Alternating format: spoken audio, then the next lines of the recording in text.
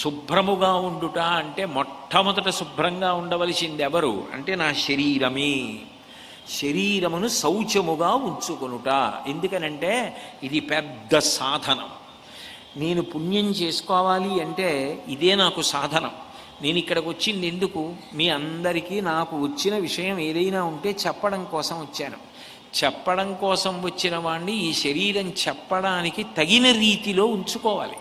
అంతేకాని ఇక్కడికి వచ్చి నిష్కారణమైనటువంటి పనులు చేసి అక్కర్లేని విషయాలకి లోనై అదే పనిగా పొద్దున్నుంచి సాయంకాలం వరకు వచ్చిన వాళ్ళందరితో మాట్లాడి ఇక్కడికి వచ్చిన తర్వాత కంఠం పోయిందంటే ప్రయోజనం ఏమిటి?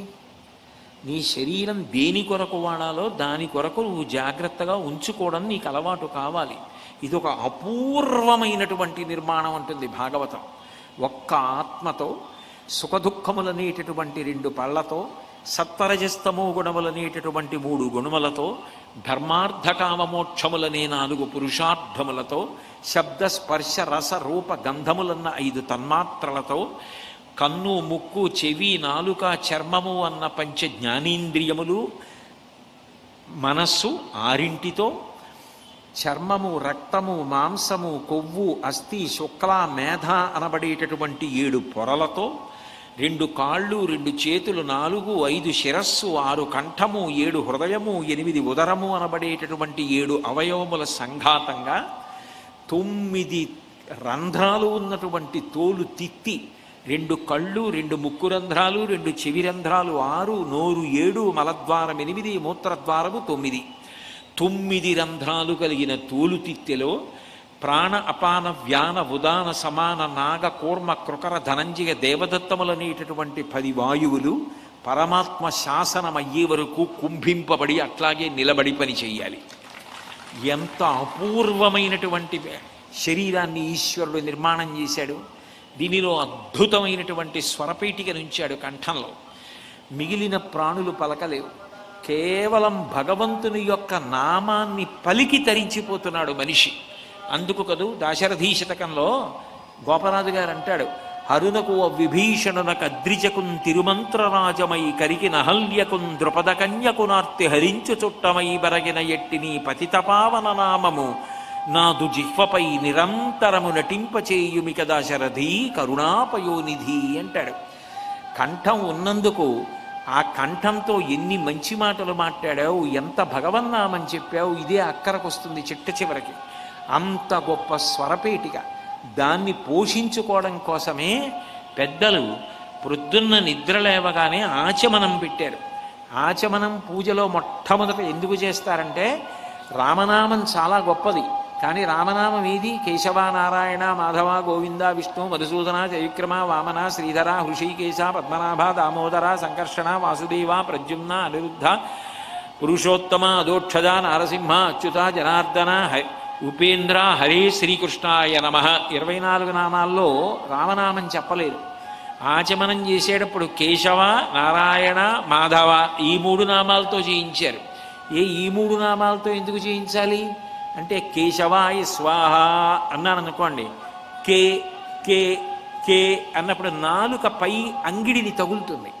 అలా వచ్చే శబ్దాలన్నింటికీ కావలసిన విధంగా స్వరపేటికలో నూనె పోసి ఏ విధంగా అయితే కందెన వేసి యంత్రం బాగా తిరిగేటట్టు చేస్తారో అట్లా మినపగుంజ మునిగినంత నీరు పోసి స్వరపేటికని కాపాడుకుంటారు.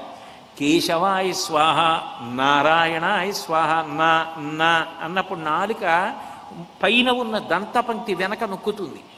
అప్పుడు వచ్చే శబ్దాన్ని పలికించి భగవన్నామం పలికించి ఇంకొక నీటి చుక్క తాగిస్తారు స్వరపేటికకి కందెనగా. మా మా మాధవాయ స్వాహ 2 పెదవులు కలుసుకున్నప్పుడు పుట్టేటటువంటి శబ్దం. 3వసారి నీటి చుక్క తాగించి మళ్ళీ స్వరపేటికని రక్షిస్తారు. ఎందుకు రక్షించడం అంటే భూపసభాంతరాళమన పుష్కళ వాక్చతురత్వము. అవసరమైతే 1 గంటో గంటన్నరో 2 గంటలో మాట్లాడాలంటే నీకు స్వరపేటిక సహకరించాలి అంటే ఆ స్వరపేటిక సహకరించడానికి వీలుగా ఈశ్వరుడిచ్చిన అపూర్వ పరికరాన్ని నువ్వు పరిరక్షించుకోవాలి.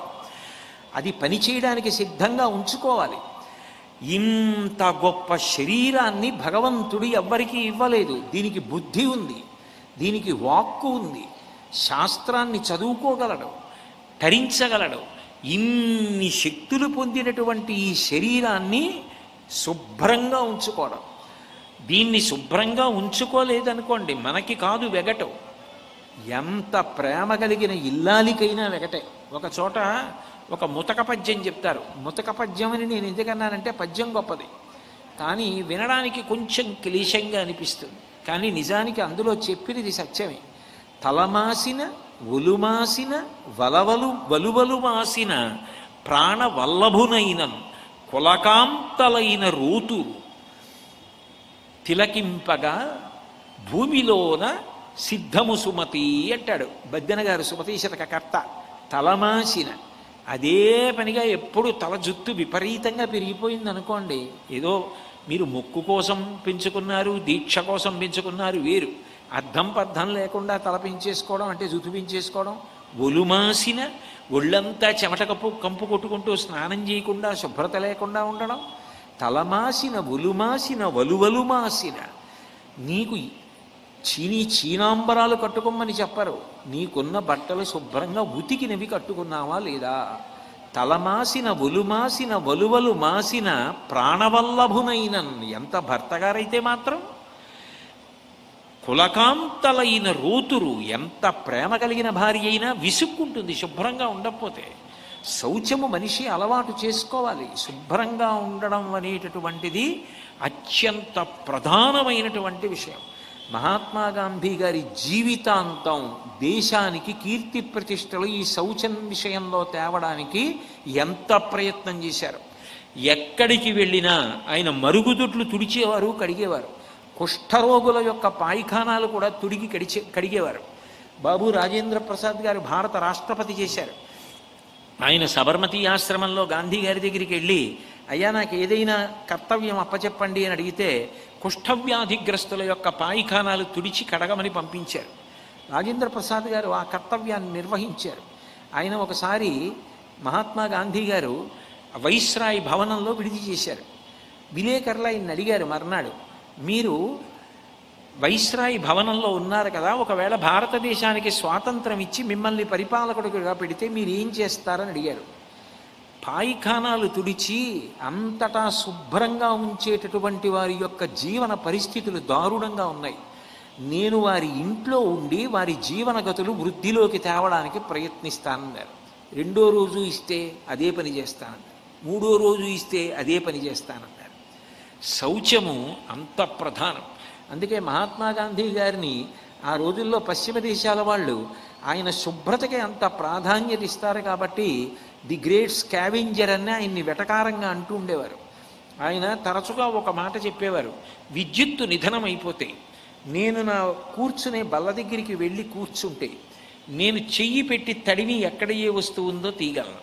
అంటే ఒక వస్తువుని వాడుకుంటే మళ్ళీ ఆ వస్తువుని వాడుకున్న చోట్ల అలాగే పెట్టేయడం గాంధీ గారి లక్షణం. శౌచానికి అంత పెద్ద ప్రాధాన్యతనిచ్చారు ఆయన. ఆయన జాతిపిత, మన అందరికీ కూడా తండ్రి స్థానం. రేపు తెల్లవారితే గాంధీ గారి జన్మదినోత్సవం. ఇవాళ నేను శౌచం గురించి మాట్లాడేటప్పుడు ఆయనను విస్మరించి మాట్లాడితే అర్థం లేదు. ఆయన శుభ్రతకి ఎంత ప్రాధాన్యం ఇచ్చేవారు అనడానికి నేను మీకు ఒక ఉదాహరణ చెప్తాను. ఆయన ఒకప్పుడు కాశీపట్టణానికి వెళ్ళారు, విశ్వనాథ దర్శనానికి వెళ్ళారు. వెడితే అంతరాలయం అంతా కూడా ఎక్కడ చూసినా పత్రి, నీళ్లు, తడి, జిల్లేడు పూలు, పాలు, పెరుగు, నెయ్యి, తేనె, పంచదార, కాళ్ళు జారిపోతూ భయంకరంగా ఉంది. మహాత్మా గాంధీ గారు వచ్చారని లోపలికి తీసుకెళ్లారు. ఆయన ఏదో కాసి నీళ్లు పోశారు శివలింగానికి. ఆయన జేబులోంచి వెతికి వెతికి వెతికి వెతికి దమ్మిడి తీశారు. ఆ రోజుల్లో దమ్మిడి అంటే అన్నిటికన్నా చిన్ననాడు. అది అర్చకుడికి ఇచ్చారు. ఆయన కోపం వచ్చింది, నాకు దమ్మిడి ఇస్తాడా గాంధీ గారిని, నువ్వు నరకానికి పోతా అన్నారు. ఆయన అన్నారు, నాకు అది రాసి పెట్టుంటే అట్లాగే పోతా, కానీ నువ్వు ఇక్కడ అంతరాలయంలో అర్చకుడు అయ్యుండి ఆ ఆలయాన్ని ఇంత అశుభ్రంగా ఉంచావే, దీనికి నీకు ఇంతకన్నా మాత్రం ఇవ్వనన్నారు. నువ్వు ముందు శౌచంగా ఉంచడం నేర్చుకో, శుభ్రంగా ఉంచడం నేర్చుకో, ఆ తర్వాత భక్తుల నుంచి కానుకలు కోరుకో అని చెప్పి వెళ్ళిపోయారు. అంటే శౌచానికి మహాత్మా గాంధీ గారు అంత ప్రాధాన్యతనిచ్చేవారు. ఇంత గొప్ప శరీరాన్ని శుభ్రంగా ఉంచుకోవడం, దేని నుండి సూక్ష్మాంగ జీవులు లోపలికి ప్రవేశించి ఆరోగ్యం పాడైపోతుందో అటువంటి గోర్లు తీసేయడం, వెంట్రుకలు తగ్గించుకుని ఉండడం, ఉతికిన బట్టలు కట్టుకోవడం, అది వ్యక్తిగత శుభ్రత, వ్యక్తిగత శౌచం. ఇంత అపూర్వమైన శరీరం నీకు ఇచ్చాను, దీనిని పోషించడంలో దీనికి యోగ్యమైన వస్తువు లోపలికి పంపించాలి. ఒక్కొక్క వస్తువు అపూర్వం, మళ్ళీ రమ్మంటే రాదు. కోటాను కోట్ల జన్మల తర్వాత మనుష్య శరీరం వచ్చింది. ఇంత గొప్ప శరీరాన్ని కాపాడుకోవాలి, పోషించాలి అంటే దానికి తగిన పదార్థం దానికి ఇవ్వాలి. అమ్మ పెట్టిన అన్నం కన్నా గొప్ప పదార్థం లోకంలో ఇంకోటి ఉండదు. అమృతం కూడా దానికన్నా తక్కువే. ఇప్పటికీ వెంకటేశ్వర స్వామి వారికి ఉత్సవాలు చేస్తుంటారు, వెంకటేశ్వర వైభవోత్సవాలని. అనేక చోట్ల నేను వ్యాఖ్యాతగా వెళ్ళాను. వెంకటేశ్వర స్వామి వారికి మొట్టమొదట జరిగే నివేదన ఏదో తెలుసా? వారి అమ్మగారు పంపించేటటువంటి పెరుగన్నం, అమ్మ పెట్టిన పెరుగన్నం వెంకటేశ్వర స్వామి వారు మొట్టమొదట తింటారు. అంటే వెంకటేశ్వర స్వామి వారంతటి వారు అమ్మ పెట్టిన అన్నం మొట్టమొదట తింటారు. మనం అమ్మ పెట్టిన అన్నం తినడం, ఋతువులో లభించేటటువంటి పళ్ళు తినడం, పరిశుభ్రమైన ఆహారం తినడం, శరీరానికి ఎంతవరకు అవసరమో అంతవరకు తినడం, రుచి కోసం తినకుండా ఉండడం, నువ్వు చేయవలసినటువంటి పనికి ప్రతిబంధకం కాకుండా కడుపు బరువుని నియంత్రించుకోవడం, శరీర ఆరోగ్యాన్ని చూసుకోవడం శౌచమునందు అంతర్భాగములు. వ్యక్తి అంత గొప్ప శరీరం కాబట్టి దాన్ని పోషించుకోవాలి, అది శాస్త్రం చెప్తుంది. అందుకని స్నానం, అంత జాగ్రత్తగా స్నానం గురించి చెప్పింది. దంతధావనం అవన్నీ వేదంలో అంతర్భాగాలు అయ్యాయి. అందుకే నువ్వు స్నానం ఎట్లా చేయాలో, దంతధావనం ఎట్లా చేసుకోవాలో దగ్గర నుంచి శాస్త్రం ఎందుకు చెప్పిందంటే శరీరము అపూర్వము. దానికి యోగశాస్త్రంలో నిబంధింపబడినటువంటి ఆ యోగ ప్రణాళిక ద్వారా, వ్యాయామం ద్వారా శరీరాన్ని బిగుతుగా పనిచేయడానికి యోగ్యంగా ఉంచుకోవడం కూడా అంత అవసరం. వ్యక్తిగత శౌచం ఎంత గొప్పదో సామాజిక శౌచము అంత గొప్పది. నా ఇల్లు నా ఒళ్ళు శుభ్రంగా ఉంచుకుంటాను కానండి, ఊరు గురించి వీధి గురించి నేను లెక్క పెట్టను. అత్యంత ప్రమాదకరమైన పోకడ. నిజానికి ఒక్కొక్క దేశంలో కోటాను కోట్ల ఖర్చు దేనికవుతుంది అంటే వ్యాధులను నివారించడానికి, వైద్యానికి అయిపోతూ ఉంటుంది. నిజానికి అనేక వ్యాధులు తగ్గడానికి ఒకే ఒక్క సాధనం ఏమిటి అంటే ఏదైనా తినే ముందు చేతులు శుభ్రంగా కాళ్ళు కడుక్కుని తినడం. అదొక్కటి పిల్లలకి అలవాటు చేయగలిగితే అనారోగ్యం బాగా తగ్గిపోతుంది. సమాజం అంతా కూడా క్షేమంగా ఉండడానికి మన వంతు కర్తవ్యంగా మనం ఏం చెయ్యాలో అది చెయ్యకపోవడం కూడా పాపకర్మే అంటుంది శాస్త్రం. నువ్వొక్కడివి బాగుండడం, నీ ఒళ్ళు బాగుండడం గొప్ప కాదు, నీతో పాటు సమాజం అంతా బాగుండేటట్లుగా చూసిన వాడెవరో వాడి జీవితము ఉపాసనయే. వివేకానంద స్వామి ఒక మాట అంటారు, పూజామందిరంలో పూజ చేయడం తప్పు కాదు, పూజామందిరంలో చనిపోదామనుకోవడం తప్పు. నువ్వు పూజామందిరంలో పూజ చెయ్యగా నువ్వు పూజామందిరంలో పూజ చేసిన విశ్వనాథుడు నీకు విశ్వమంతటా కనపడాలి, నువ్వు పూజ చేసిన లోకేశ్వరుడు లోకమంతటా కనపడాలి. తప్ప పూజామందిరంలోనే భగవంతుడున్నాడు, పూజామందిరంలోనే మరణిస్తాను అనుకోవడం దోషం. అప్పుడు నువ్వు చేసిన పూజకి ఫలితమే ఉంది? ఏ విశాల హృదయం ఏర్పడింది? మహాత్మా గాంధీ గారు రైల్లో వెళ్ళిపోతున్నప్పుడు అకస్మాత్తుగా తలుపు దగ్గర ఉండడంలో ఆయన కాలుకి ఉన్నటువంటి ఒక చెప్పు ఊడి కింద పడిపోయింది. వెంటనే ఆయన తన రెండో కాలుకి ఉన్న చెప్పు వదిలేస్తే పక్కనున్న ఆయన అన్నాడు, అయ్యో అంత ఖరీదైన చెప్పులు అదేమిటండి రెండో చెప్పు ఎందుకు వదిలేశారన్నాడు. గాంధీ గారు అన్నారు, ఒక చెప్పు నాకు పనికిరాదు, కింద పడిపోయిన చెప్పు దొరికిన వాడికి పనికిరాదు, రెండూ కూడా వదిలేస్తే దొరికిన వాడికి పనికొస్తాయి, వదిలేశానన్నాడు. అందుకు మహాత్ముడయ్యాడు ఆయన. ఇతరుల గురించి ఆలోచించగలగడం గొప్ప. ఇతరుల గురించి ఆలోచించి సమాజ క్షేమము కొరకు మన ఊరు మన వీధి అన్న భావనతో శౌచమును పాటించి ఊరిని నిలబెట్టుకున్న వారెవరో, ఊరి గౌరవాన్ని నిలబెట్టుకున్న వారెవరో వారి గురించి వచ్చిన వారు తెలుసుకుని ఆనందపడిపోతారు. నేను ఇవాళ ఈ సిద్దిపేట పట్టణంలో శాంతి గారని ఒక ఆవిడ నా దగ్గరికి వచ్చారు. ఆవిడ నాతో సిద్దిపేట ప్రజల యొక్క క్రమశిక్షణ గురించి చెప్తుంటే నేను ఆశ్చర్యపోయాను. ఇక్కడ అందరూ కూడా తడి చెత్త పొడి చెత్త విడతీసి ఇస్తారండి.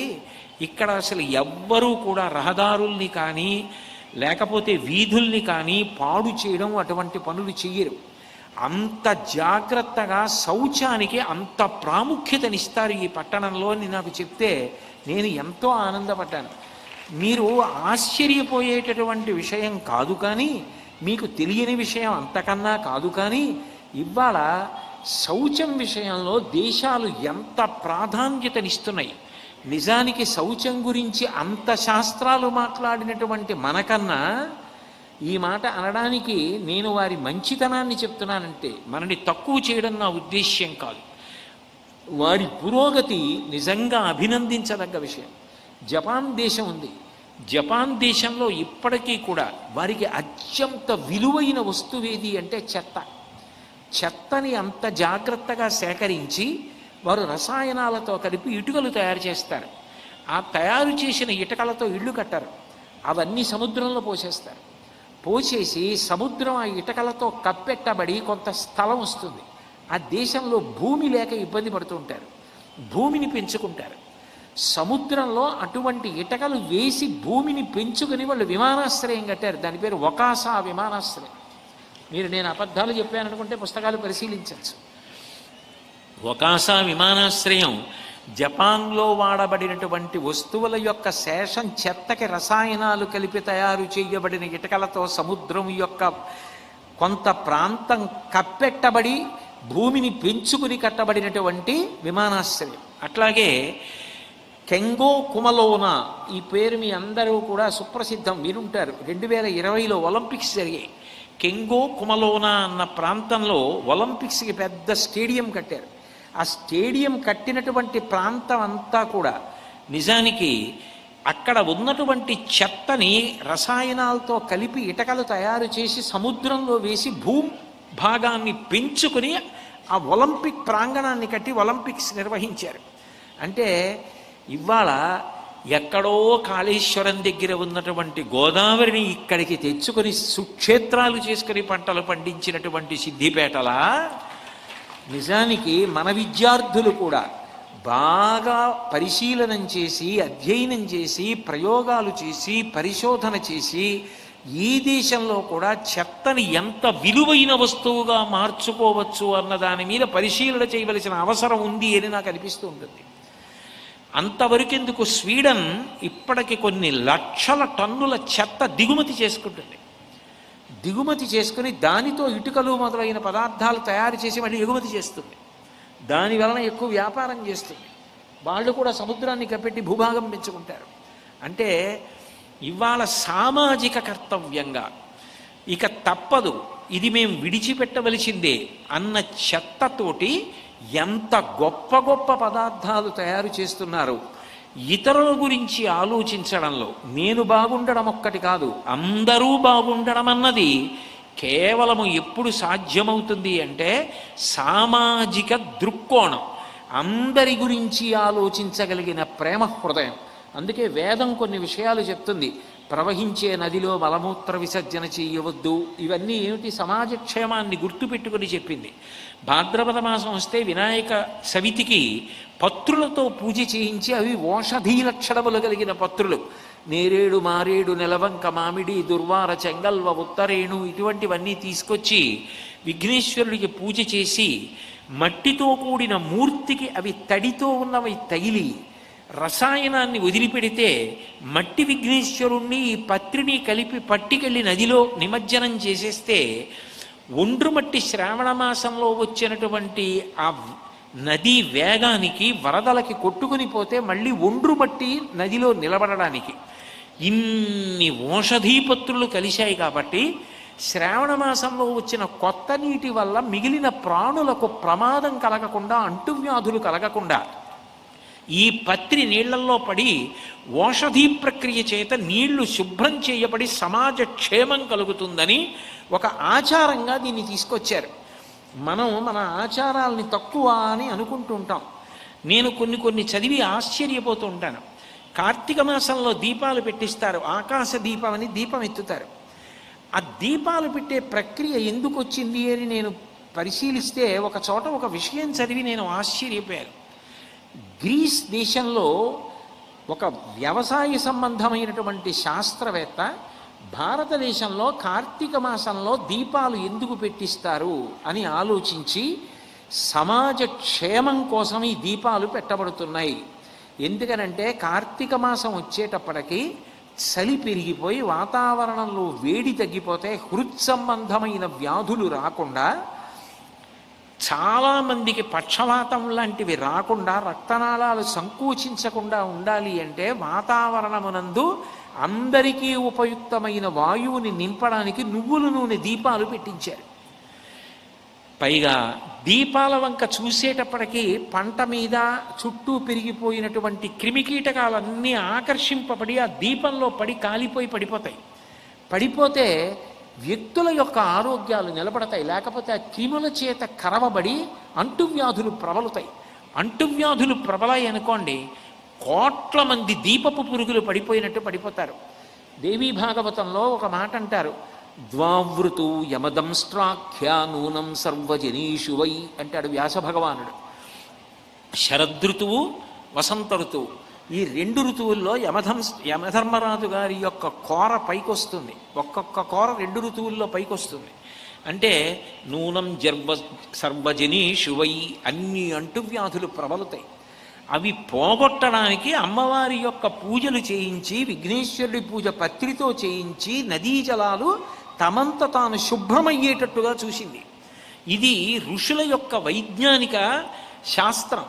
అంటే సామాజిక శౌచము కొరకు నిజానికి ఆచార వ్యవహారములలోనే ఎంత విషయాన్ని చొప్పించారు అన్నది మనకు అర్థమవుతుంది. ఒక గురువు శిష్యుడికి ముందు చెప్పేది ఏది చెప్తాడో తెలుసా? కౌశలం అంటారు. దర్భని కొయ్యడం నేర్పుతారు.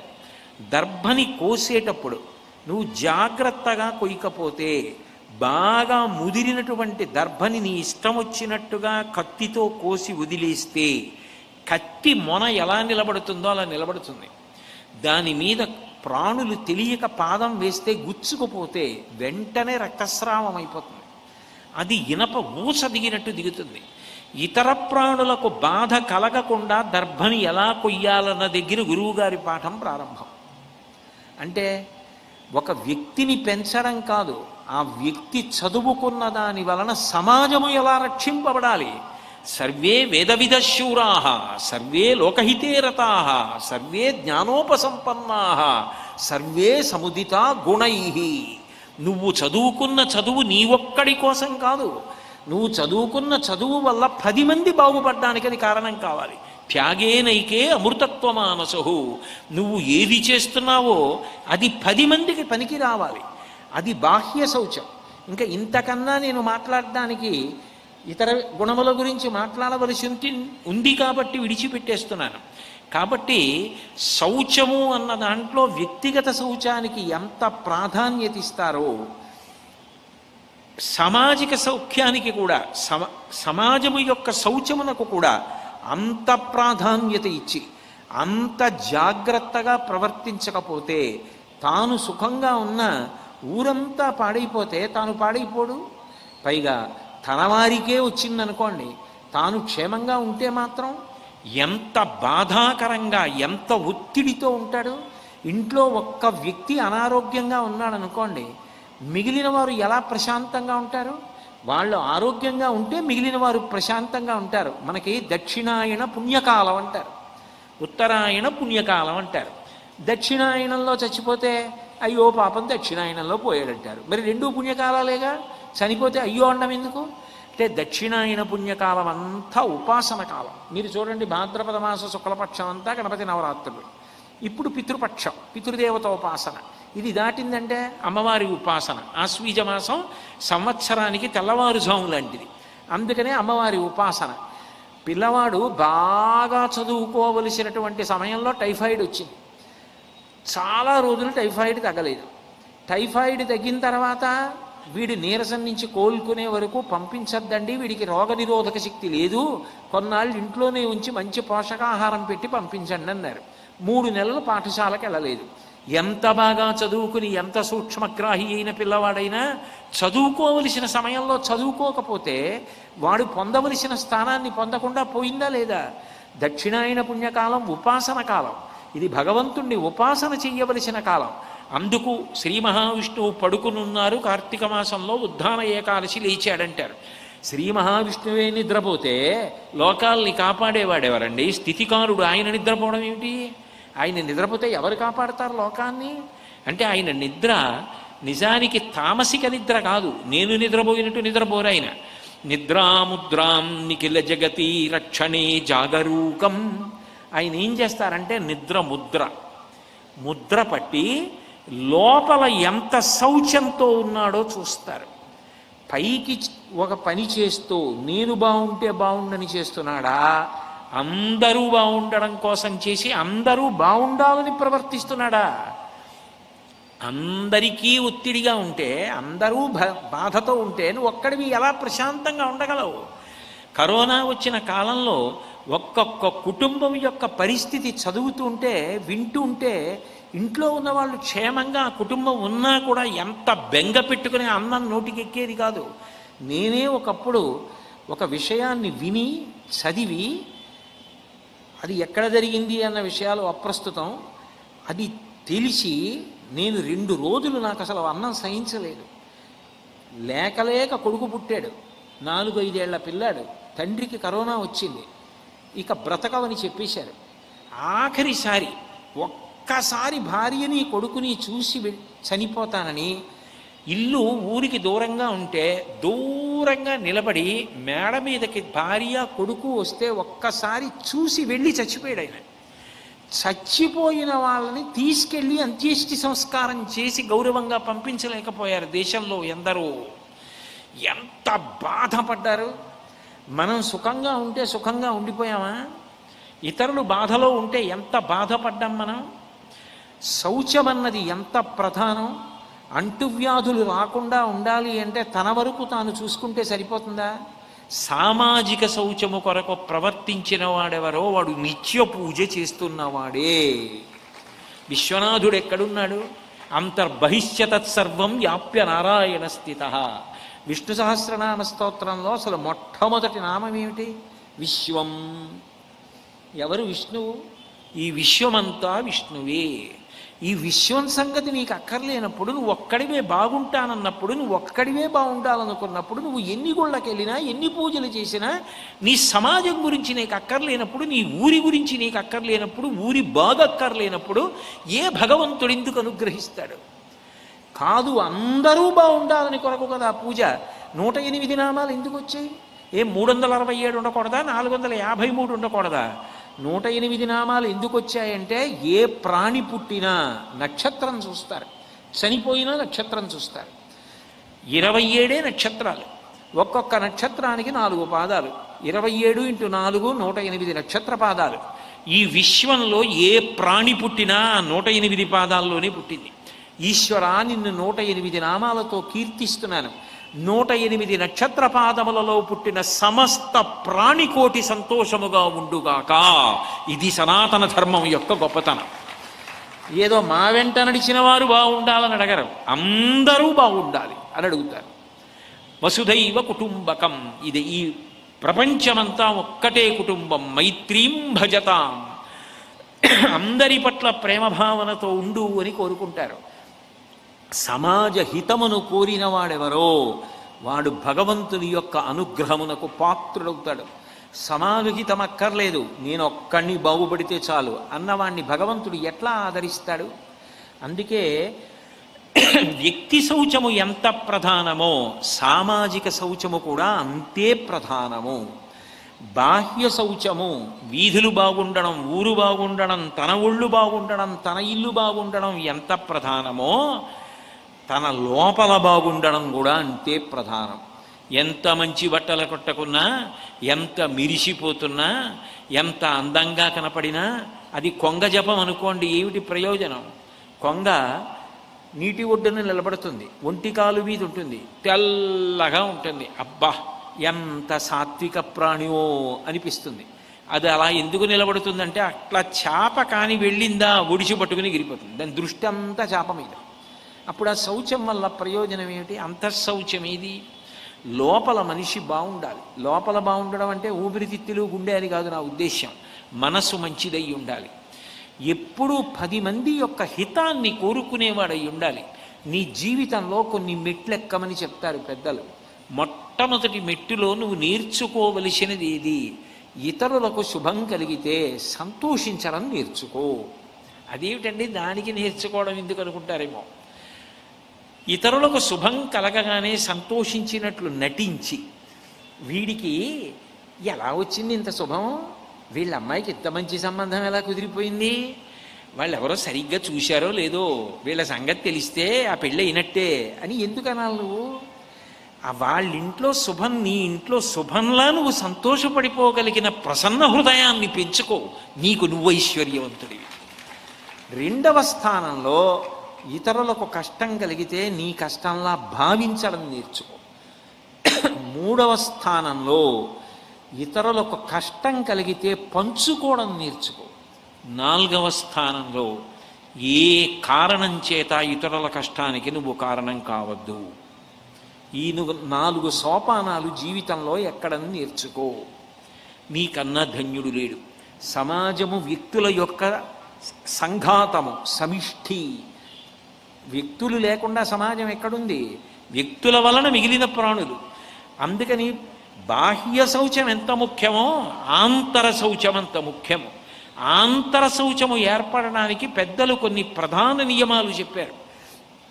మీరు వీటిని అభ్యాసం చెయ్యండి అన్నారు. అందులో మొట్టమొదటిది మహాత్ముల యొక్క జీవితాన్ని తెలుసుకోవడం. ఏ మహాత్ముడి యొక్క జీవితము కూడా పూలపాన్పు కాదు. అందరూ కష్టపడ్డవారే. రామచంద్రమూర్తి జీవితంలో కష్టపడలేదా? కృష్ణ భగవానుడు కష్టపడలేదా? కన్నులు తెరువని కడుచిన్ని పాపడై దానవిచనుబాలు త్రావిచంపే ఏడాది కుర్రడై ఎగసి తృణావర్తు మెడపట్టుకుని చీరి మృతుని చేసే 3వ నెల నాడు ముద్దుల కుర్రడై కోపించి శకటమ్ము కూలద్రోసే. ఆయన ఎంతమంది రాక్షసుల్ని సంహరించాడు. చంటి పిల్లవాడిగా ఉండి పూతనా సంహారం చేశాడు. యుద్ధభూమిలో ఎంత కష్టపడ్డాడు. నిజంగా కృష్ణుడు లేకుండా అర్జునుడు అన్ని విజయాలు సాధించగలడా? చిట్ట చివర కురుక్షేత్ర రణభూమి యందు యుద్ధమంతా అయిపోయిన తర్వాత ఆ రథంలోంచి కిందకి దిగిపోయి, అర్జున ఇప్పుడు నువ్వు నీ సంబంధించిన వస్తువులు అన్నీ దింపేసి రథంలోంచి దూకేసేయి అన్నాడు. అన్ని వస్తువులు దింపేసి ఆఖరణ అర్జునుడు రథంలోంచి ఒక్క దూకగానే రథం కాలిపోయింది. ఆశ్చర్యపోయి అర్జునుడు అడిగాడు, బావా ఈ రథం ఇప్పుడు ఎందుకు కాలిపోయిందని అడిగాడు. ఇప్పుడు కాలిపోవడం ఏమిటి? భీష్మద్రోణాది మహావీరులు ప్రయోగించిన అస్త్రముల ధాటికి ఇది ఎప్పుడో కాలిపోయింది. కానీ లోపల నువ్వు ఉన్నావని, కర్తవ్యం పూర్తయ్యే వరకు ఈ రథాన్ని అలా ఉంచాను, ఆ అస్త్రములకు గౌరవం ఇవ్వాలి, నువ్వు విజయం సాధించి క్షేమంగా దిగావు, ఈ రథం కాలిపోవడానికి ఇప్పుడు అనుమతించానన్నాడు. కృష్ణుడు లేని అర్జునుడికి గెలిపెక్కడిది? కృష్ణ పరమాత్మ ఎంత కష్టపడ్డాడు. నిజానికి మీరు ఆలోచించండి, కృష్ణ పరమాత్మ లీలలన్నీ సమాజమునకు చేసిన సేవలే. ఆయన కాళీయుడి యొక్క విషం పోయే వరకు, కాళీయుడు యమునా నది వదిలిపెట్టి సముద్రానికి వెళ్ళిపోయే వరకు కాళీయమర్దనం చేశాడు. అందరూ నృత్యం చెయ్యాలి అంటే, ఇప్పుడు నేను ప్రవచనం చేయాలనుకోండి, నిజానికి నాకు ఇంత వేదిక అవసరమే ఉండదు కదా. అసలు అటు నేను వెళ్ళను. నేను ఇలా వస్తాను, ఇలా ఎక్కకూడదు కాబట్టి, పరమ పవిత్రం కాబట్టి వేదిక ప్రదక్షిణంగా వచ్చి దీని మీద కూర్చుంటాను. అయిపోయిన తర్వాత మళ్ళీ ఇలాగే ప్రదక్షిణంగా వెళ్ళిపోతాను. అంతవరకే. ఇదే నృత్యం చేయాలంటే ఎక్కడ సూదులు లేవు, ఏది పదునైన వస్తువులు లేవని చూసుకుని అప్పుడు నృత్యం చేస్తారు. సమతలంగా ఉన్న చోట నృత్యం చేస్తారు. అంతేగాని ఎత్తుపల్లాల్లో చేయరు. 101 పావు పడగల మీద నృత్యం చేసేవాడు ఎవరైనా ఉంటాడా? వెస దామోదరు పాదఘాతనకతుల్ వేవేల చందంబులన్ ప్రసభాటోపముచూప బాపపణ భృచ్చటా మండలం అసహంబై పగిలెన్ మణుల్ చెదరగా నాశ్యంబులన్ సోడితం బెసగన్ దంష్టలు నుగ్గుగా గరళవద్విజ్వాలికల్ వెల్వడన్ యమునా వీచి మృదంగవాద్యములు మ్రోయం తీర గోపౌఘర్షమనోజ్ఞనితంబు గేయముగ జంచత్కాళి తవ్యాళి రంగ తరంగ తలంబునన్ పటుగతిన్ కంజాక్షు నిర్బద్ధనాట్యము హృద్యద్భుత భీమమై పరగా దివ్యశ్రేణి చూచెన్ దివిన్. ఆయన అంత గొప్పగా 101 పడగల మీద నాట్యం చేసి పడగలు పగిలిపోయేటట్టు చేసి కాళీయుడు ప్రార్థన చేస్తే నువ్వు ఈ కాళింది మడుగు విడిచిపెట్టి సముద్రంలోకి వెళ్ళిపోవు. ఎందుకని? గోవరముతోడ మనుజులు త్రావెదరి మడుగు నీరు తగదిందుండన్ నీవును నీ బాంధవులను నీవనితడు సుతుడుచనుడు నీడంబు దిగిన్. ఇక్కడ ఈ నీళ్లు ఆవులు తాగుతాయి, మనుషులు తాగుతారు, తెలియక అమాయకులు తాగుతారు. దాహం కోసం నది నీళ్ళని తాగితే నువ్వు విషపు పురుగువి, నువ్వు ఇక్కడుంటే నీళ్లు విషం అయిపోయి చనిపోతున్నారు. నీళ్లు విషం అవ్వడానికి వీలు లేదు. అమృతం వా ఆపహ, నీరంటే అమృతం, దాన్ని పాడు చేయడం ఏమిటి? నువ్వు ఇందులో ఉండదు, సముద్రంలోకి వెళ్ళిపో, సముద్రంలో నీళ్లు తాగరం. అక్కడ నన్ను గరుత్మంతుడు చంపితే బెంగలేదు, నా పాదాలు నీ పడగల మీద కనపడుతుంటాయి, అభయం ఇస్తున్నాను, పొమ్మని సముద్రానికి పంపించాడు. నీటిని కాపాడడం కాదా కృష్ణ పరమాత్మ చేసిన లీల? అట్లా మీరు ఆలోచిస్తే ఆయన చేసిన లీలలన్నీ ఎవరి కొరకు చేశాడు? సమాజం కొరకు చేశాడు. సమాజం కొరకు చేసి తాను సంతోషపడ్డాడు. ఆయన సంతోషపడ్డానికి అని వేరే ఏం లేవు. సమాజము కొరకు నేను చేసిన పనుల చేత సమాజము సంతోషిస్తే వారి సమాజం యొక్క సంతోషమును చూసి నేను సంతోషపడతాను, అదే నా సంతోషం అన్నాడు. మన్మూర్ధ్నికాళీయపణే వికటాటవీషు శ్రీవేంకటాద్రిశిఖరే శిరసశ్రుతీనాం చిత్తేప్యనన్య మనసాం సమమాహితౌతే శ్రీవేంకటేశ చరణం శరణం ప్రపద్యే అంటాం. రామచంద్రమూర్తిగా అంత కష్టపడ్డాడు. దేనికి కష్టపడ్డాడు? అంతఃశౌచం. తల్లి కౌసల్య చద్దెన్నం మూట పెట్టింది అంటారు. పిల్లవాడు పూర్వం ఒక ఊరి నుంచి ఒక ఊరికి వెడుతున్నాడు అనుకోండి, ఆ వెడుతున్నప్పుడు ఒక మాట చెప్తూ ఉండేది, గురై నాన్న నీకు చద్దన్నం కట్టిస్తానరా, మధ్యాహ్నం అయిన తర్వాత అన్నం తిను అప్పుడు వెళ్ళు అంటూ ఉండేది. మధ్యాహ్నం అయిన తర్వాత ఏ చెట్టు కిందో కూర్చొని సద్దన్నం తినేవారు. సద్దన్నం తింటే ఒంటికి బలం అని చెప్పి. అందుకే అమ్మ పెడితే అన్నం పెట్టేది. అమ్మ అంతే, భార్య అంతే. వాళ్ళిద్దరూ ఎప్పుడు ఆయన యొక్క సౌఖ్యం, ఆయన శరీరం, ఆయన అభ్యున్నతి, ఆయన గౌరవం, ఆయన వృద్ధిలోకి రావడం, దాని గురించి ఆలోచిస్తారు. తల్లిలా ఉపకారం చేసేవాళ్ళు ఉండరు, భార్యలా ఉపకారం చేసేవారు ఉండరు. మనిషి వృద్ధిలోకి రావడానికి ప్రధాన హేతువులు తల్లి, భార్య. వారికి కృతజ్ఞత చెప్పడం నిజానికి ఎవరికి సాధ్యం అవుతుంది? ఎవరు చెప్పలేరు. తాను మృత్యు సదృశమైన వేదన పొంది భర్త గారి వంశం నిలబెట్టేటటువంటి భార్యకి నువ్వేమిచ్చి రుణం తీర్చుకోగలవు? ఆమె ఏం కోరుతుంది? 2 కోరుతుంది. ఒకటి, నా ఆయుర్దాయం కూడా పోసుకొని నువ్వు బతకరా అని కొడుకుని అడుగుతుంది. అది తల్లికే చెల్లింది. ఏ తండ్రి ఆ మాట అనడు, నా ఆయుర్దాయం పోసుకుని నువ్వు బ్రతుకనడు. తల్లి అంటుంది, నా ఆయుర్దాయం పోసుకుని నువ్వు బ్రతుకంటుంది. మీ చేతులలో నేను వెళ్ళిపోవాలి పసుపు కుంకాలతో అంటుంది. అంతేగాని నా తర్వాత మీరు వెళ్ళాలని ఎవరు అనరు. నాకన్నా ముందు మీరు వెళ్ళాలని ఏ స్త్రీ అనదు. అంటే ఆమె ఎవరు? నీతో కలిసి పుట్టిందా? నీకు పరిచయం ఉందా? నీ చిటికిన వేలు పట్టుకుని వచ్చి ఇంటి పేరు వదిలిపెట్టి, వంశం వదిలిపెట్టి, తన ఊరు వదిలిపెట్టి, తన వారిని వదిలిపెట్టి నువ్వు సర్వస్వమని నీతో బ్రతికి నీ వంశాన్ని నిలబెట్టి జనన మరణ సదృశమైనటువంటి మృత్యువేదన పొంది ఆమె ప్రసూతి గృహంలోంచి బయటికి వచ్చి వంట చేసి పెట్టి నీ ధర్మానికి ఆలంబనమై ధర్మపత్ని అని కీర్తింపబడింది. ఎంత ఉన్నతురాలు! తల్లికి భార్యకి ఎవరు కృతజ్ఞత చెప్పగలరు? అటువంటి తల్లి చద్దెన్నపు మూట కట్టిస్తుంది. రామచంద్రమూర్తి అరణ్యవాసానికి వెడుతుంటే తల్లి కౌసల్య అటువంటి చద్దెన్నం మూట కట్టి ఇచ్చింది. ఏ చద్దెన్నం అంటే మామూలుగా వంట చేసిన చద్దెన్నం కాదు. యం పాలయసి ధర్మం త్వం ధృత్యాచర్యమేన చ సవై రాఘవశార్దూల ధర్మస్త్వామభిరక్షతు. ఇందుకు చదువుతారు రామాయణం. అంతఃశౌచం, మనిషి లోపల పవిత్రంగా ఎలా ఉంటాడో చెప్పడానికి. చిన్నతనంలో అమ్మ చెప్పినది ఏదుందో అది పిల్లలు మరిచిపోరు.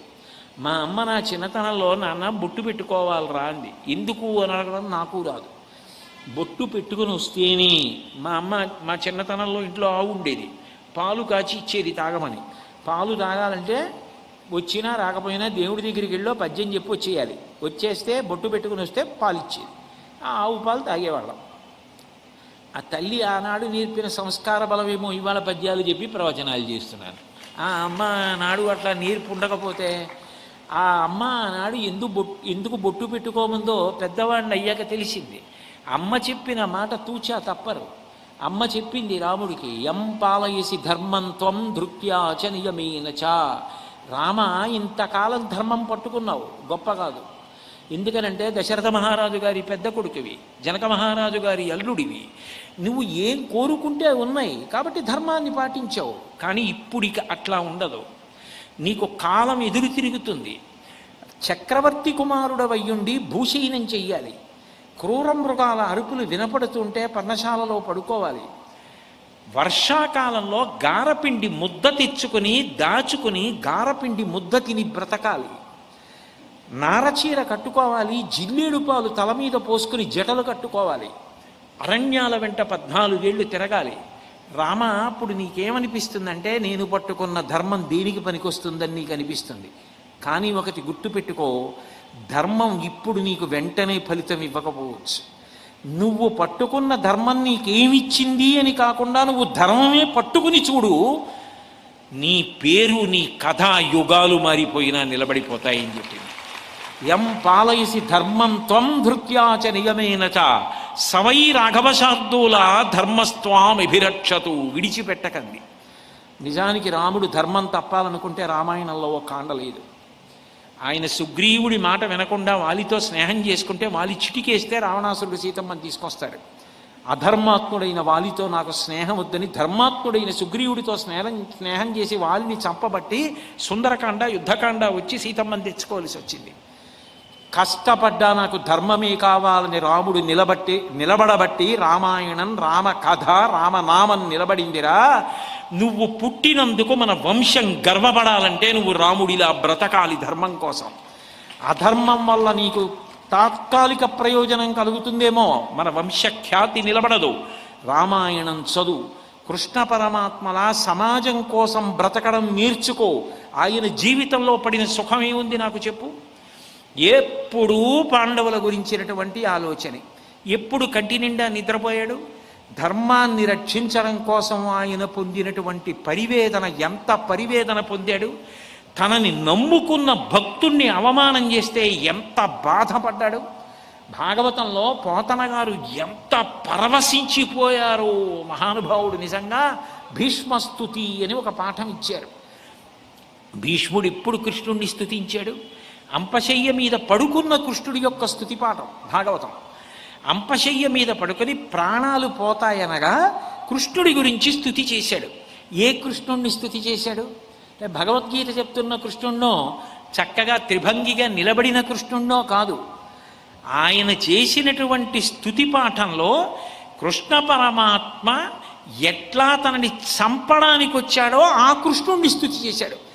కుప్పించి ఎగసిన కుండలంబుల కాంతి గగన భాగం బెల్ల కప్పికొనగా ఉరికిన నోర్వ కనుదరంబులో నున్న జగముల వ్రేగున జగతి కదుల చక్రంబు చేబట్టి చనుదించు రయమున పైనున్న పచ్చని పటముజార నమ్మితి నాలావు నగుబాటు చెయ్యకు మన్నింపుమని క్రీడి మరల దిగువ కరికి లంఘించు సింహంబు కరణి మెరసి నేడు భీష్ముని చంపుదు నిన్ను కాతు విడువు మర్జున యటంచు మధ్య శిఖవృష్టి తెరలి చనుదించు దేవుండు దిక్కు నాకు. మహాభారతం ఉద్యోగ పర్వంలో దుర్యోధనుడు భీష్ముణ్ణి పిలిచి, నీకు సర్వసైన్యాధిపత్యం ఇస్తాను తాత, శత్రు సైన్యాన్ని దురుమాడు, నీకు స్వచ్ఛంద మరణం ఉంది, నువ్వు కోరుకుంటే తప్ప మరణం లేదు, నిన్నెవరు చంపుతారన్నాడు. భీష్ముడు అన్నాడు, నేను ఎవరినైనా చంపుతాను కానీ నువ్వెలా మనవడివో ధర్మరాజు, భీముడు, అర్జునుడు, నకులుడు, సహదేవుడు కూడా నాకు మనవలే, వాళ్ళని చంపనన్నాడు. నీకు ఇష్టమైతేనే ఈ సర్వసైన్యాధిపత్యం అన్నాడు. అట్లాగే తాతగారు అని ఇచ్చాడు. ఎంతమందిని తెగటార్చాడో భీష్ముడు. అయినా ఒకరోజు రాత్రి భీష్ముడు బడలిపోయి నిద్రపోవడానికి వెడితే దుర్యోధనుడు వేడినీళ్లు స్నానం చేసి అలంకారం చేసుకుని భీష్మాచార్యుల వారి యొక్క విశ్రాంతి గృహానికి వెళ్ళి ఆ ఘట్టం చదువుతుంటేనే మనసు అతలాకుతలమైపోతుంది. అంత తక్కువ చేసి మాట్లాడాడు అంతటి మహానుభావుణ్ణి భీష్ముణ్ణి. నువ్వు పక్షపాతివి, కావాలనే నువ్వు సరిగా యుద్ధం చేయట్లేదు, ఎవరిని చంపట్లేదు, నన్ను నాశనం చేయడానికి వచ్చావు సర్వసైన్యాధిపత్యంలో. కానీ ఎంత బాధపడ్డాడో భీష్ముడు. రేపు చూడు నా ప్రళయ తాండవం అంటే ఎలా ఉంటుందో, పాండవుల జోలికి వెళ్ళను, నేను ముందే చెప్పాను ఆ మాట అన్నాడు. పాండవుల్ని చంపేయాలని దుర్యోధనుడి కోరిక. కృష్ణుడికి తెలియదా ఈ విషయాలు? ఎక్కడో ఉన్నట్టుంటాడు, తనని నమ్ముకున్న భక్తుడు. ఆ భీష్ముడు అంత అవమానింపబడితే తట్టుకోలేకపోయాడు. ఆ భీష్ముడి గొప్పతనం ఏమిటో లోకానికి చాటి చెప్పాలనుకున్నాడు. తన ప్రతిజ్ఞ పోయినా పర్వాలేదు అనుకున్నాడు. ఆయుధం పట్టను అందుకను ప్రతిజ్ఞ తీసుకెళ్లి రథాన్ని భీష్ముడి ముందు పెట్టించాడు అర్జునుడిది. భీష్ముడు ప్రయోగిస్తున్న అస్త్రాల ధాటికి అర్జునుడు తిరిగి బాణప్రయోగం కూడా చేయలేకపోయాడు. అది భీష్మాచార్యుల వారి ఉద్ధతి. వెనక్కి తిరిగి చూశాడు కృష్ణుడు. అర్జునుడి ఒళ్ళు పూచిన మోదుగు చెట్టులా ఉంది. అంతే, అది భీష్ముడంటే. ఇంతటి మహానుభావుణ్ణి తక్కువ చేసి మాట్లాడతావురా నీచుడా దుర్యోధనుడా, నీకేం తెలుసురా భీష్ముడి గొప్పతనం? ఈయన కీర్తి నిలబడాలంటే భీష్ముడు చెలరేగిపోతే, ఆ రోజున అర్జునుడు నిగ్రహించలేకపోతే కృష్ణుడు ప్రతిజ్ఞ పక్కన పెట్టి ఆయుధం పట్టాడు అని నాకు అపకీర్తి రావచ్చు. భీష్ముడి గొప్పతనం నిలబడితే నాకు చాలన్నాడు. కుప్పించి ఎగసిన కుండలంబుల కాంతి గగన భాగం బెల్ల కప్పికొనగా, విజృంభించిపోతున్న భీష్మాచార్యుల వారిని అదుపు చేయడానికి గుర్రాల పగ్గాలు విసిరి పారేసి రథంలోంచి దూకాడు. కుండలాలు ఊగితే ఆకాశం అంతా కాంతి కప్పేసింది. కుప్పించి ఎగసిన కుండలంబుల కాంతి గగన భాగం బెల్ల కప్పికొనగా, ఉరికిన నోర్వక ఉదరంబులోనున్న జగముల వ్రేగున జగతి కదుల. ఒక్కసారి దూకితే కడుపులో ఉన్న జగాలన్నీ ఊగిపోయి, జగముల వ్రేగున జగతి కదుల. చక్రంబు చేబట్టి చనుదించు రయమున పైనున్న పచ్చని పటముజార. చక్రం చేత్తో పట్టుకుని నిన్ను చంపేస్తానని భీష్ముడి దగ్గరికి పరిగెడుతున్నాడు. ఏమంటే కృష్ణుడు నిజంగా భీష్ముడిని చంపాలంటే చక్రం వదులుతాడా, చక్రం పట్టుకుని దగ్గరికి పరిగెడతాడా? చక్రం మొదల్లా శిశుపాలుడిని చంపడానికి చక్రం పట్టుకు పరిగెత్తడం ఏమిటి అంటే, కృష్ణ పరమాత్మ అంతటి వాడు ప్రతిజ్ఞ వదిలిపెట్టేశాడు భీష్ముడిని నిగ్రహించాలని. భీష్ముడికి కీర్తి రావాలని కృష్ణుడి కోరిక తప్ప నిజంగా భీష్ముడిని చంపడం కాదు. అది తెలుసున్నవాడు భీష్ముడు. నా కోసం నీ మాట తప్పావా పరమాత్మ? నిన్ను నమ్ముకున్న వారి కోసం నీ ప్రతిజ్ఞ వదిలిపెట్టేశావా? ఇంతటి దయామూర్తివా? కాబట్టి ఇప్పుడు ఆ పైనున్న పచ్చని పటముజార, నమ్మి తినాలావు నగుబాటు చెయ్యకు మన్నింపుమని క్రీడి మరల దిగువ. అర్జునుడు వెనకాల పరిగెత్తుకొచ్చేస్తూ, బావా బావా, రేపు పొద్దున్న అర్జునుడు యుద్ధం చేయలేకపోతే కృష్ణుడు ఆయుధం పట్టుకున్నాడని లోకమంతా నన్ను విమర్శిస్తుంది, బావా వదిలేయి వదిలేయి అని బ్రతిమాలుతుంటే, నిన్ను ఇలా కొట్టేస్తాడా? ఈ భీష్ముడిని ఇప్పుడు చంపేస్తాను చూడు, ఏనుగు మీద దూకిన సింహంలా దూకుతానంటూ పరిగెత్తుకొచ్చిన కృష్ణుడు ఉన్నాడే, ఆ దేవుండు దిక్కు నాకు. నిజంగా చంపేవాడిని ఎవడన్నా స్తోత్రం చేస్తాడండి? అంటే నన్ను తక్కువ చేసి దుర్యోధనుడు మాట్లాడితే తట్టుకోలేక తన ప్రతిజ్ఞ వదిలిపెట్టి నా కోసం పరిగెత్తుకొచ్చిన కృష్ణుడు ఉన్నాడే, కృష్ణుడు ఇవాళ యుద్ధభూమిలో ప్రతిజ్ఞ తప్పేట, ఆయుధం పట్టేసేట. ఎందుకనంటే భీష్ముడిని అర్జునుడు తట్టుకోలేకపోయాట.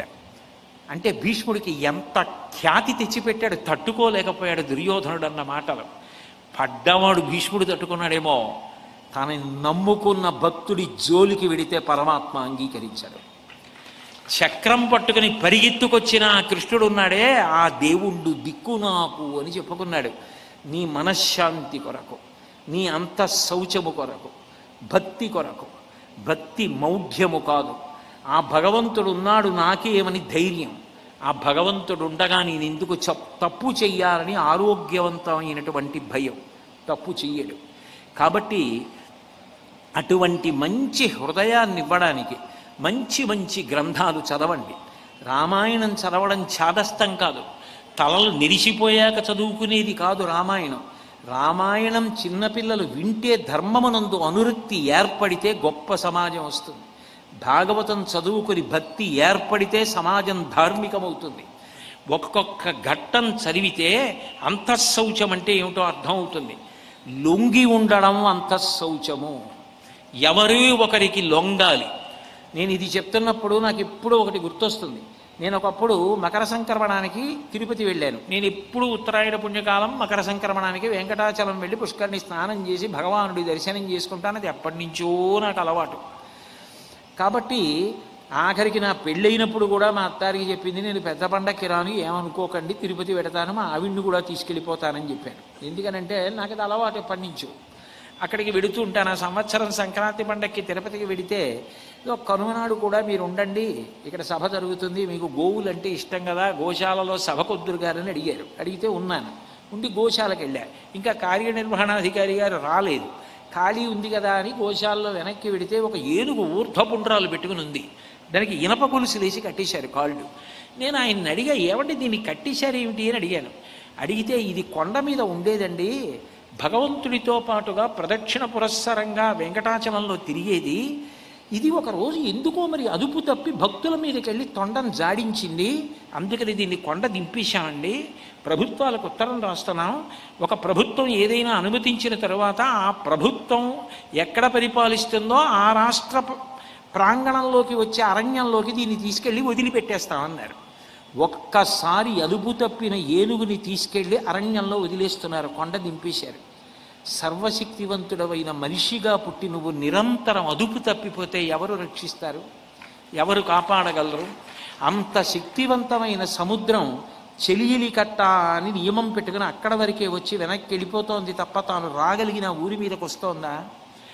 నువ్వే నియమం తప్పిపోతే, నువ్వే కట్టుబడకపోతే, నువ్వే వశపడకపోతే, ఎవరికో ఒకరికి లొంగకపోతే జీవితంలో గురువుకి లొంగుతావా, తల్లికి లొంగుతావా, తండ్రికి లొంగుతావా, భార్యకి లొంగుతావా, దైవానికి లొంగుతావా? ఎవరికో ఒకరికి నువ్వు లొంగి ఉండి వారి మాట ఔదల దాల్చకపోతే నీకు శీల వైభవం ఎలా ఏర్పడుతుంది? నిన్ను నువ్వు ఎలా చక్కదిద్దుకుంటావు? రేపు నేను పొద్దున్న భగవన్మందిరంలోకి వెళ్ళి ఎలా భగవంతుడి ముఖాన్ని చూడను, ఈ తప్పు నేను ఎట్లా చేయను అన్న భయం నీకు ఉంటే కదా పూజామందిరంలో భగవంతుడు ఉన్నాడన్న నమ్మకం. అని విగ్రహం అనుకుంటే నువ్వు ఎన్ని తప్పులైనా చేయొచ్చు. నా భార్య ముఖం ఎలా చూడను అనిపిస్తే కదా నువ్వు తప్పు చేయలేవు. అంతటి మహానుభావుడు మా నాన్నగారు, ఆయన ముందు నేను ఎలా నిలబడగలను అనుకుంటే కదా నువ్వు తప్పు చేయకుండా ఉండగలవు. లొంగడం మనిషికి అలవాటు కావాలి. పశువునైతే లొంగతీస్తారు, మనిషిని ఎవరు లొంగతీస్తారు? నువ్వు వశపడడం నువ్వు నేర్చుకోవాలి. ఏనుగంతటిది శిక్షణ పొందితే తనని కట్టడానికి పనికొచ్చే గొలుసు తన తొండంతో ఎత్తి అందించి కాలు ముందుకు పెడుతోంది. మనిషి తనంత తాను కట్టుబడాలి, కట్టుపడడం గొప్ప. మీకు ఒక్క సందర్భం చెప్తాను, ఎందుకు పిల్లలు రామాయణం చదవాలో. బాలకాండలో సీతారామ కళ్యాణం చెప్పినది నిజానికి పరిపూర్ణమైన సీతారామ కళ్యాణ ఘట్టం కాదు. అయోధ్యకాండలో సీతమ్మ అనసూయమ్మకి చెప్తుంది, అది సీతారామ కళ్యాణ ఘట్టం. నిజానికి రామచంద్రమూర్తి ఆ శివధనుర్భంగం చెయ్యగానే జనక మహారాజు గారు జలకలస పట్టుకుని పరిగెత్తుకుని వెళ్ళాడు. సభలో నలుగురే తెలివితో ఉన్నారు, రాముడు, లక్ష్మణుడు, విశ్వామిత్రుడు, జనక మహారాజు. అంతే, మిగిలిన వారు స్పృహ తప్పిపోయారు. ఆ శివధనుర్భంగం జరిగినప్పుడు వచ్చిన శబ్దానికి పరిగెత్తుకుంటూ వెళ్ళి ఎవరు శివధనస్సు ఎక్కు పెడతారో వాళ్ళకి కన్యాదానం చేస్తానన్నాను, సీతమ్మనిస్తానయా అని జలదానం నీరు ధారపోస్తానని జల కలశ పట్టుకుని వెళ్ళాడు. రాముడు అన్నాడు, దీయమానాం నతు తదా ప్రతిజగ్రాహ రాఘవ అవిజ్ఞాయ పితుశ్చంధ అయోధ్యాధిపతి ప్రభోహో. ఇది రాముడు నరుడిగా వచ్చి లోకానికి నేర్పింది. నా పెళ్ళి నా స్వంతం కాదు. నా పెళ్ళైతే ఆమె మా నాన్నగారికి కోడలు, మా ఇంట్లోకి వస్తుంది, ఆమె నాకు ధర్మపత్ని. చాలా పెద్ద విషయం జీవిత భాగస్వామిని ఎంచుకోవడం. దానికి నా అనుభవం సరిపోయేది కాదు, మా నాన్నగారు నిర్ణయించాలి. శివధనుర్భంగం చేశానంటే విల్లు ఎక్కువ పెట్టమన్నారు, ఎక్కువ పెట్టాను. సీతమ్మ నాకు తగినదేనా? దశరథుడు నిర్ణయించాలి, ఆయనకి కబురు చేయండి అన్నాడు. ఏమి ధర్మం అండి, ఏమి లొంగుబాటండి.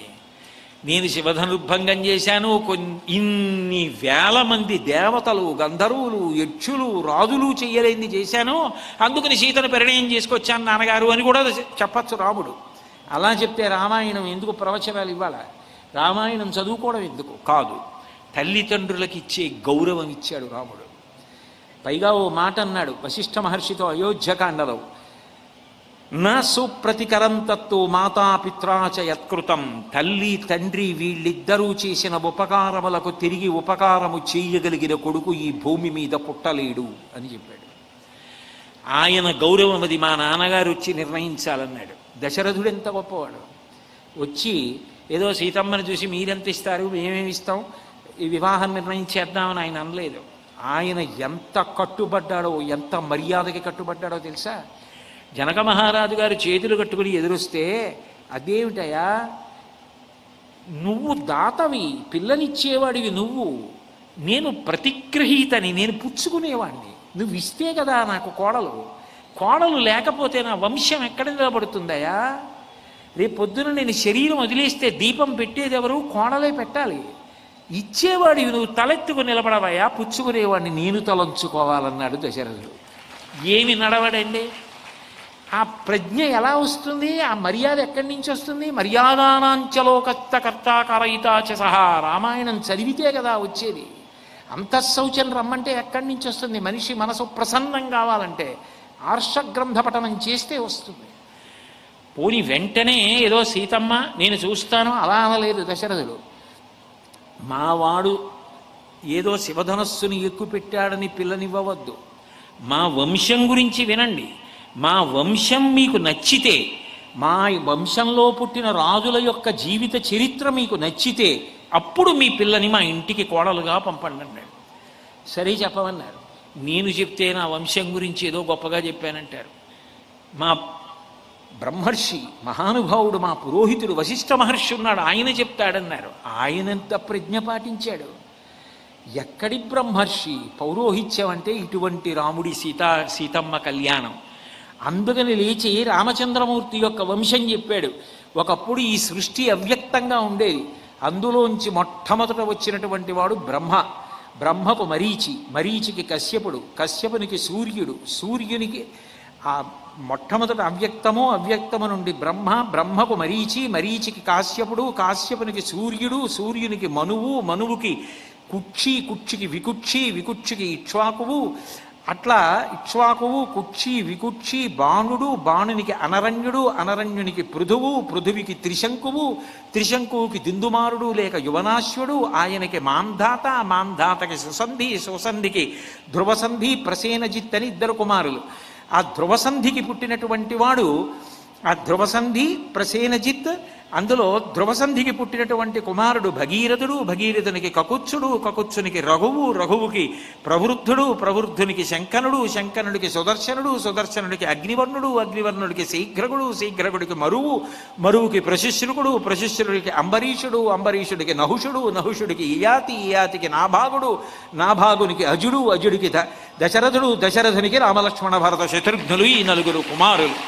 ఇంత గొప్ప వంశమయ్యా, ఇంత గొప్ప చక్రవర్తులని వశిష్ఠుడు చెప్పాడు. జనక మహారాజు లేచి నా వంశం చెప్తాను, మీరు సంతోషిస్తేనే పిల్లని స్వీకరించండి కోడలిగా. మా వంశానికి ఆదిపురుషుడు నిమి, ఆయన కుమారుడు మిధి, మిధికి ఉదావసు, ఉదావసువు యొక్క కుమారుడు నందివర్ధనుడు, నందివర్ధనుడి యొక్క కుమారుడు సుకేతువు, ఆ సుకేతువు యొక్క కుమారుడు దేవరాతుడు, ఆరవవాడు. ఆ ఆరవవాడైనటువంటి దేవరాతుడి సమయంలోనే శివుడు తీసుకొచ్చి న్యాసంగా ఈ విల్లు మా ఇంట్లో ఉంచాడు, శివధనస్సుని. దేవరాతుని యొక్క కుమారుడు బృహద్రథుడు, ఆ బృహద్రథుని యొక్క కుమారుడు మహావీరుడు, మహావీరుని యొక్క కుమారుడు సుధృతి, సుధృతికి పుట్టినటువంటి వాడు దుష్టకేతువు, ఆ దుష్టకేతువు యొక్క కుమారుడు హర్యశ్వుడు, హర్యశ్వుడికి మరుడు, మరునికి ప్రతీంధకుడు, ప్రతీంధకునికి కీర్తిరథుడు, కీర్తిరథునికి విభుదుడు, కీర్తిరథునికి మహీధ్రకుడు, మహీధ్రునికి విభుదుడు, విభుదునికి దేవమీఢుడు, దేవమీధునికి కీర్తిరాతుడు, కీర్తిరాతుడికి స్వర్ణరోముడు, స్వర్ణరోముడికి హరస్వరోముడు, హరస్వరోముడికి జనకుడు, కుశధ్వజుడు అని ఇద్దరు పిల్లలు. జనక మహారాజు గారి పిల్లలు సీతమ్మ, ఊర్మిళ. ఇదిగో ఆయన తమ్ముడు కుశధ్వజుడికి మాండవి, శృతకీర్తి ఇద్దరు పిల్లలు.